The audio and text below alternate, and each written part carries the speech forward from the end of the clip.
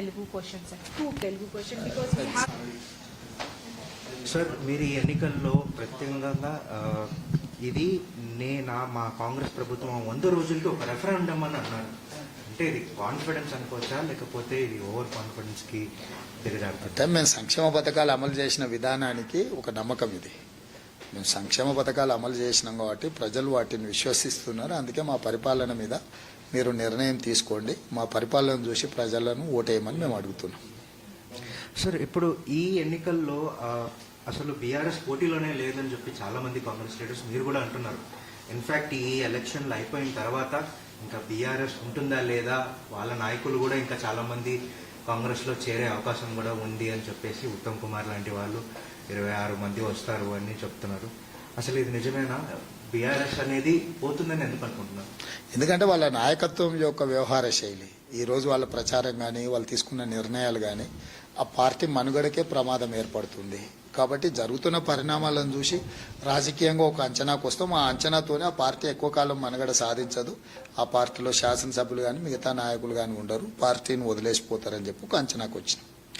Sir, ముఖ్యమైనది ఇప్పుడు మీరు ఎక్కువ సీట్లు కాంగ్రెస్కి తెలంగాణ ప్రజలైతే ఇస్తే కనుక పార్లమెంట్లో తెలంగాణకు ఉన్న సమస్యల మీద మీరు ఎలా ఫైట్ చేయబోతారు? ఫైట్ చేయాల్సిన అవసరం లేదు, మాదే ప్రభుత్వం ఉంటుంది కదా, నిర్ణయాలు తీసుకుంటాం. గతంలో 2014 రాష్ట్ర పునర్విభజన చట్టంలో పొందుపరిచిన అంశాలను అన్నిటిని కూడా నిర్ణయాలు తీసుకుంటాం. ఇంకా తెలంగాణకి ఏమేమి అవసరం ఉందో వాటన్నిటి మీద కూడా కేంద్ర ప్రభుత్వం నుంచి అనుమతులు కానీ నిధులు కానీ తెచ్చుకోవడం జరుగుతుంది. సార్, ఇప్పుడు ఈ అమిత్ షా దీని మీద మీకు ఢిల్లీ పోలీస్ సమన్స్ అనేది ఇచ్చారు. అంటే బీజేపీ మిమ్మల్ని అరెస్ట్ చేసే ఉద్దేశం అనేది వాళ్ళకి ఉందనుకుంటున్నారు. వాళ్ళ ఉద్దేశం ఏది ఉన్నా కూడా దాన్ని చట్టబద్ధంగా ఎదుర్కొంటాము. అరెస్టులతో భయపెట్టాలని చంద్రశేఖరరావు ప్రయత్నం చేసి ఇప్పుడు శిక్ష అనుభవిస్తున్నాడు. బీజేపీ కూడా భయపెట్టాలనే ప్రయత్నం చేస్తే ప్రజలు వాళ్లకు సరైన జవాబు ప్రజలు ఇస్తారు.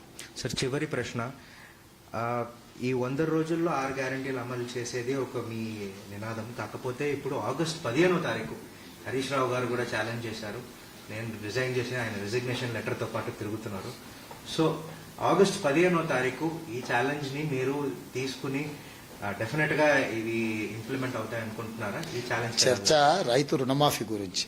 రైతు రుణమాఫీ చేయలేరు అన్నారు, నేను 15 ఆగస్టు లోపల చేస్తా అన్నాడు అని నేను చెప్పిన. 15 ఆగస్టు లోపల చేస్తే ఆయన రాజీనామా చేస్తా అన్నాడు. అంటే నువ్వు రాజీనామా పత్రాన్ని సిద్ధం చేసుకో, 15 ఆగస్టు లోపల రైతు రుణమాఫీ చేతి తీరుతామని చెప్తాను. నీ ద్వారా కూడా మళ్ళీ హరీష్ రావు గారు సూచన చేస్తున్నా, 15 ఆగస్టు లోపల రైతు రుణమాఫీ చేసి తీరుతాము.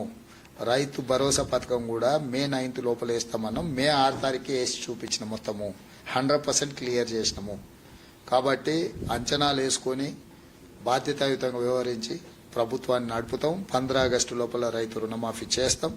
మీరు కూడా ఆ రోజు రండి. హరీష్ రావు గారు రాజీనామా చేస్తాడా చేయరా మీరు ఆ రోజు చూడండి.